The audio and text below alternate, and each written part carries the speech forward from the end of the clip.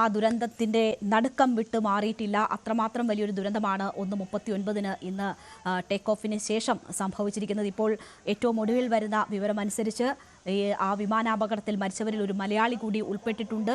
അത് രഞ്ജിത എന്ന നഴ്സാണ്, പത്തനംതിട്ട സ്വദേശിയാണ്. ഇപ്പോൾ അവിടെ നിന്നും വിവരങ്ങളുമായി ശശിനാരായണൻ കൂടി നമുക്കൊപ്പം ചേരുകയാണ്. ശശിനാരായണൻ, വലിയ ദുരന്തമാണ് സംഭവിച്ചിരിക്കുന്നത്. ഒരു മലയാളി കൂടി ഉൾപ്പെട്ടിട്ടുണ്ട് ആ ദുരന്തത്തിൽ എന്ന ദുഃഖകരമായ വിവരം കൂടി വരികയാണ്. രഞ്ജിത പത്തനംതിട്ട സ്വദേശിയാണ്. മറ്റ് വിവരങ്ങൾ എന്തൊക്കെ നമുക്ക് ലഭ്യമായിട്ടുണ്ട്? അഹമ്മദാബാദിൽ സ്ഥിരതാമസമായിരുന്നോ? എന്തായിരുന്നു ഈ യാത്രയുടെ ലക്ഷ്യം? എന്തൊക്കെയാണ് നമുക്ക് അറിയാൻ കഴിഞ്ഞിട്ടുള്ളത്? രേണുക, അല്പം മുമ്പാണ് ഈ രഞ്ജിതയുടെ വീട്ടുകാർ തിരുവല്ല മുട്ടുമണ്ണുള്ള വീട്ടിലെ സ്വദേശിയാണ് രഞ്ജിതയുടെ വീട്ടുകാർ അല്പം മുമ്പാണ് ഈ വിവരം അറിയുന്നത്. എന്തായാലും കഴിഞ്ഞ കുറേ ദിവസങ്ങളായി ലീവിന് അവധിക്ക് നാട്ടിലുണ്ടായിരുന്ന രഞ്ജിത അതിനുശേഷമാണ് UK പോകാൻ വേണ്ടി ഇന്നലെ ഉച്ചയ്ക്കാണ് തിരുവല്ല മുട്ടുമണ്ണിലെ വീട്ടിൽ നിന്നും തിരിച്ചത്. എന്തായാലും ദുഃഖവാർത്ത ഇപ്പോഴാണ് രഞ്ജിതയുടെ വിയോഗം വീട്ടുകാരെ ഭൗതികമായി കളക്ടർ വിളിച്ചറിയിച്ചിട്ടുണ്ട്. എന്തായാലും മരണം സംഭവിച്ചതായിട്ടുള്ള സ്ഥിരീകരണം ഇപ്പോൾ വന്നിരിക്കുന്നു. അതുവരെ വീട്ടുകാർക്ക് അപകടത്തിൽപ്പെട്ടു എന്നുള്ള വിവരം മാത്രമാണ് ഉണ്ടായിരുന്നത്. അത് സംബന്ധിച്ച് നാട്ടുകാരും അതുപോലെ ബന്ധുക്കളും ഒക്കെ ആശങ്കയായിരുന്നു. ഇപ്പൊ അപകടവുമായി ബന്ധപ്പെട്ട് നാട്ടുകാർ ആദ്യം അറിഞ്ഞില്ലെങ്കിലും പേര് പിന്നീട് സ്ഥിരീകരിക്കേണ്ട താമസമുണ്ടായി. അത്തരം കാര്യങ്ങളൊക്കെ വിശദമായ ഒരു അന്വേഷണം നടത്തുകയുണ്ടായി. ഇപ്പോൾ ഔദ്യോഗികമായി കളക്ടർ ഒരു വിശദീകരണം ലഭിച്ചിരിക്കുന്നു. തിരുവല്ല മുട്ടുമൺ സ്വദേശി രഞ്ജിതയാണ് ഈ അപകടത്തിൽ മരിച്ചിരിക്കുന്നത്. ദീർഘനാളായി വിദേശത്ത് മസ്കറ്റിലായിരുന്നു ജോലി. അതിനുശേഷം നാട്ടിൽ വരികയും പിന്നീട് സർക്കാർ ജോലി ലഭിക്കുകയും ചെയ്തു. സർക്കാർ ജോലി ഗവൺമെന്റ് ആശുപത്രിയിലെ നേഴ്സായിട്ട് ജോലി ലഭിക്കുകയും ചെയ്തു. അതിനും ലീവ് എടുത്തതിന് ശേഷമാണ് ഇപ്പോൾ വീണ്ടും തിരികെ UK പോകുന്നതിനിടയിലാണ് ഇന്നലെ ഉച്ചയ്ക്കാണ് പോയത്.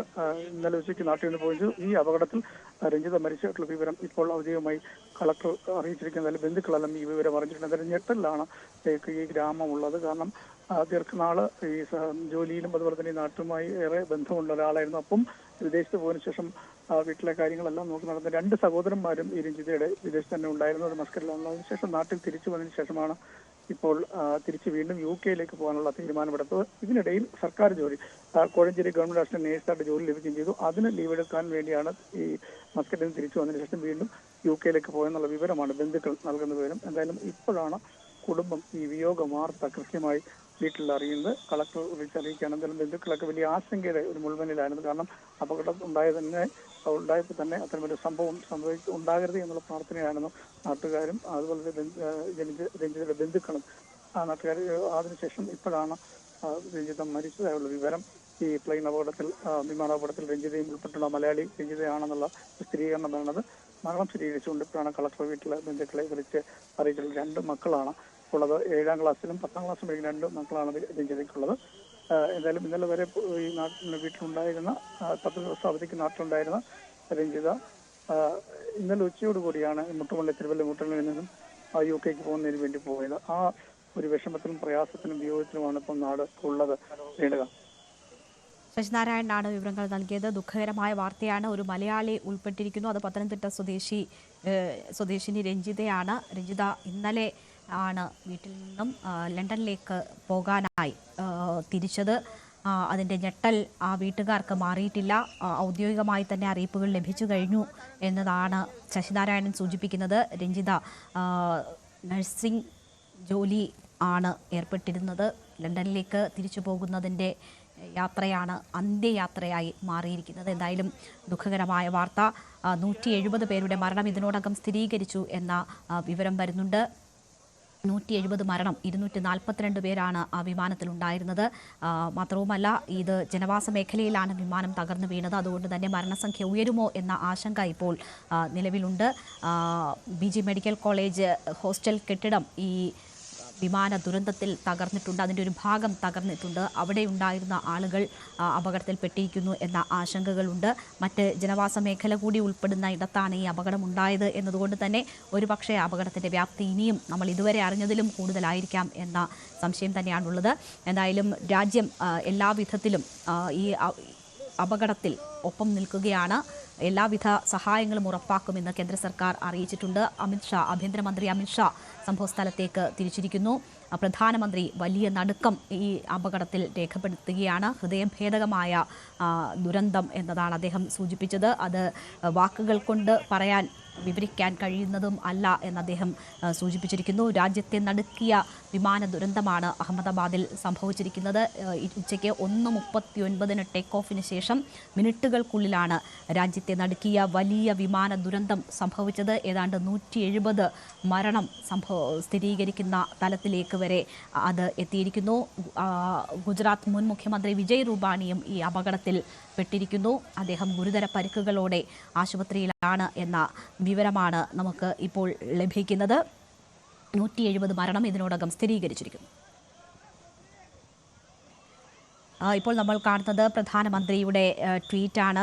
പ്രധാനമന്ത്രി ഹൃദയഭേദകമായ സംഭവം എന്നതാണ് ഈ ദുരന്തത്തെ വിശേഷിപ്പിച്ചിരിക്കുന്നത്. വാക്കുകൾ കൊണ്ട് വിവരിക്കാൻ കഴിയുന്നതിലും അപ്പുറമാണ് ദുരന്തം എന്ന് പറയുന്നു. രാജ്യം അക്ഷരാർത്ഥത്തിൽ ഞെട്ടിയിരിക്കുകയാണ് ഈ ആകാശ ദുരന്തത്തിൽ.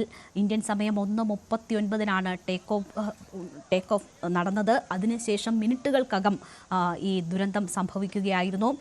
നമുക്കറിയാം, ടേക്ക് ഓഫിന് ശേഷം വിമാനം അല്പം താഴ്ന്നു പറക്കുന്നു, അതിനുശേഷം നിലം പതിക്കുന്നു. പെട്ടെന്ന് തന്നെ അതൊരു തീഗോളമായി മാറുന്ന കാഴ്ച നമ്മൾ കാണുന്നുണ്ട്. അതൊരു ജനവാസ മേഖലയിലേക്കാണ് വീണിരിക്കുന്നത്. അവിടെയും വലിയ രീതിയിലുള്ള നാശനഷ്ടങ്ങൾ സംഭവിച്ചിട്ടുണ്ട് എന്നത് വ്യക്തമാണ്. 8000 കിലോമീറ്ററിലധികം വിമാനം പറത്തി പരിചയമുള്ള പൈലറ്റാണ് ഈ വിമാനം ഓടിച്ചിരുന്നത്. അതുകൊണ്ട് തന്നെ ഏതെങ്കിലും തരത്തിലുള്ള പരിചയക്കുറവോ മറ്റ് പ്രശ്നങ്ങളോ ഒന്നും ആരോപിക്കുക സാധ്യമല്ല. പക്ഷേ യന്ത്രത്തകരാറുണ്ടായിരുന്നു എന്ന തരത്തിൽ ആദ്യ മിനിറ്റുകളിൽ വാർത്തകളുണ്ടായിരുന്നുവെങ്കിൽ പോലും ഇപ്പോൾ അതല്ല എന്ന സ്ഥിരീകരണമാണ് DGCയുടെ ഭാഗത്തു നിന്ന് വരുന്നത്. വിമാനത്തിൽ പക്ഷികൾ ഇടിച്ചതാണ് അപകടത്തിലേക്ക് നയിച്ചത് എന്ന സൂചനകളാണ് ഇപ്പോൾ നമുക്ക് ലഭിക്കുന്നത്. എന്തായാലും കൂടുതൽ അന്വേഷണത്തിന് ശേഷം മാത്രമായിരിക്കും കൃത്യമായി എന്താണ് ഈ അപകടത്തിലേക്ക് നയിച്ച കാരണങ്ങൾ എന്നത് സംബന്ധിച്ച് അറിയാൻ കഴിയൂ. ഈ നടക്കുന്ന അപകടത്തിൻ്റെ ദൃശ്യങ്ങൾ ഉൾപ്പെടെ പുറത്തു വരുമ്പോൾ നമ്മൾ കാണുന്നത് വിമാനത്താവളത്തിൽ നിന്ന് ഈ വിമാനം പറന്നുയരുന്ന തൊട്ടു പിന്നാലെ വിമാനം തകർന്ന് ഒരു തീഗോളമായി മാറുന്നതാണ്. ആ വിമാനത്തിലുണ്ടായിരുന്നവർ എന്താണ് സംഭവിച്ചത് എന്ന് പോലും അറിയുന്നതിന് മുൻപ് ഒരു തീഗോളമായ ആ വിമാനം മാറുന്നതാണ് നമ്മൾ കാണുന്നത്. സമൂഹ മാധ്യമങ്ങളിലെല്ലാം ഇപ്പോൾ ആ ദൃശ്യങ്ങൾ എല്ലാവരും കണ്ടുകൊണ്ടിരിക്കുകയാണ്. ഇപ്പോൾ നമുക്കൊപ്പം ശ്രീ ബെന്നി വർഗീസ് ചേരുകയാണ്. അഹമ്മദാബാദ് കേരള സമാജം സെക്രട്ടറിയാണ് അദ്ദേഹം ഇപ്പോൾ ആ അപകട സ്ഥലത്തുണ്ട് എന്നാണ് മനസ്സിലാക്കുന്നത്. ശ്രീ ബെന്നി വർഗീസ്, എന്നെ കേൾക്കാമോ? കേൾക്കാം. വലിയ ദുരന്തമാണ് സംഭവിച്ചിരിക്കുന്നത്. രാജ്യത്തെ നടുക്കിയ തന്നെ വലിയൊരു ദുരന്തം. ആ ദുരന്ത മുഖത്ത് എന്താണ് താങ്കൾക്ക് കാണാൻ കഴിയുന്നത്? ഇവിടെ ഇപ്പോഴത്തെ സ്ഥിതി എന്ന് പറയുന്നതാണെങ്കിൽ വിമാനത്തിന്റെ അവശിഷ്ടങ്ങളെല്ലാം ഇങ്ങനെ JCB കൊണ്ടാണ് പൊക്കി മാറ്റിക്കൊണ്ടിരിക്കുകയാണ്. ഇപ്പോഴും 1 മിനിറ്റ് മുന്നേ 2 മൃതദേഹം ലഭിച്ചു. അത് സിവിൽ ഹോസ്പിറ്റലിലേക്ക് കൊണ്ടുപോയി. ഇവിടെ 500-ൽ പരം എന്ന് പറഞ്ഞു കഴിഞ്ഞാൽ